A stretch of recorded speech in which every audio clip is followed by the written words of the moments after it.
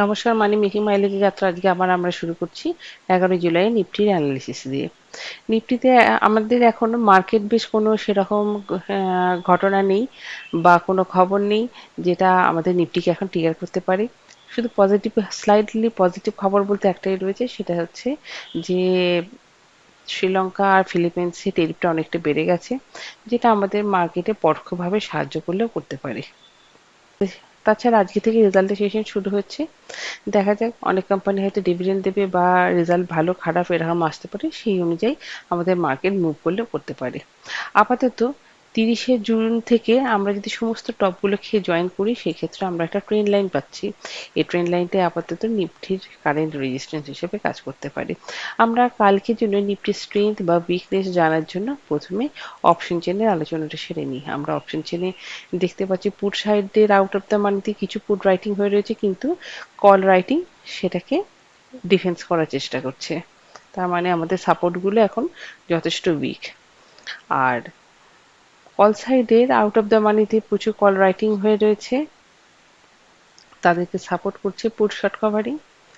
তার মানে এখন রেজিস্ট্যান্সগুলো অনেক বেশি স্ট্রং। এরপরে আবার আমরা আমাদের নিফটির চার্টে ফেরত আসছি।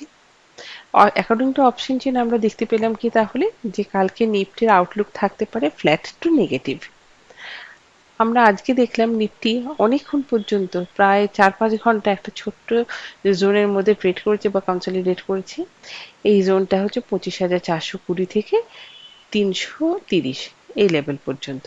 বাই চান্স যদি নিফটি কোনো কারণে এই বক্স প্যাটার্নটার ওপরে ট্রেড করতে শুরু করে সাপোর্ট নিয়ে, সেই ক্ষেত্রে কিন্তু আমরা একটা বাই সাইডে যেতে পারি। আমাদের প্রথম টার্গেট হতে পারে 25,500। 25,500 ক্রস করার পরে তখন আমরা ভাববো যে 25,600 পর্যন্ত যেতে পারে কিনা। আর আরো মাইনিউটলি যদি আমরা নিফটিকে দেখি, তাহলে আমরা দেখতে পাচ্ছি যে নিফটির মধ্যে একটা খুব ছোট প্যারালাল জোন তৈরি হয়েছে 25,420 থেকে 25,400 পর্যন্ত। বাই চান্স নিফটি যদি এই জোনটাতে ফ্ল্যাট ওপেনিং এর পরে সাপোর্ট নেয়, সেই ক্ষেত্রে কিন্তু আমরা সেল সাইডে যেতে পারি। আমাদের টার্গেট বেরিয়ে আসতে পারে 350, 300, 200, 25,350, 25,300, 25,200। যদি কারোর সেল সাইডে কনফার্মেশনের প্রয়োজন হয়, তারপরে যদি কেউ সেল সাইডে যেতে চায়, সেই ক্ষেত্রে তাকে 25,330 এই লেভেলটার জন্য ওয়েট করতে হবে। এই লেভেলটা ব্রেক করার পরেই আমাদের টার্গেট তখন বেরিয়ে আসতে পারে 25,300, 25,200 ইত্যাদি। আবারও বলে রাখছি, কালকে আমাদের নিফটির ভিউ ফ্ল্যাট টু নেগেটিভ থাকবে। এরপরে আসছি আমরা যে যে স্টকগুলোকে হোল্ড করে রয়েছি সেগুলোর অবস্থান বিচারে। গ্রিন প্যানেলটাকে আর আমাদের মতে হোল্ড না করে থাকাই ভালো, যদিও এটা স্টপ লস হিট করেনি।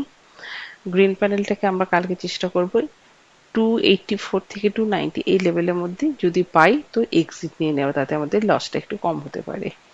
আর দ্বিতীয় স্টক ছিল এইচডিএফসি লাইফ। এইচডিএফসি লাইফই আমাদের স্টপ লস হিট করে গেছে আজকে।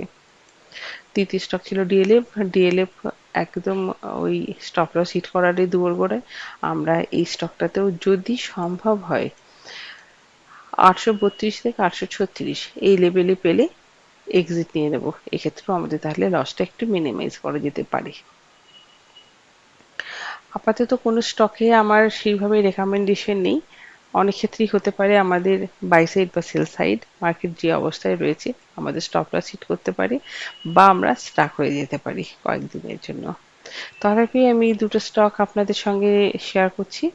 প্রথমটা হচ্ছে নাইকা। নাইকাটা এখন যে লেভেলে রয়েছে, যারা এই 3-4 মাস ধরে আমার সঙ্গে ট্রেডিং এ রয়েছেন, তাদের হাতে নিশ্চয়ই এখন নাইকা প্রফিটে রয়েছে।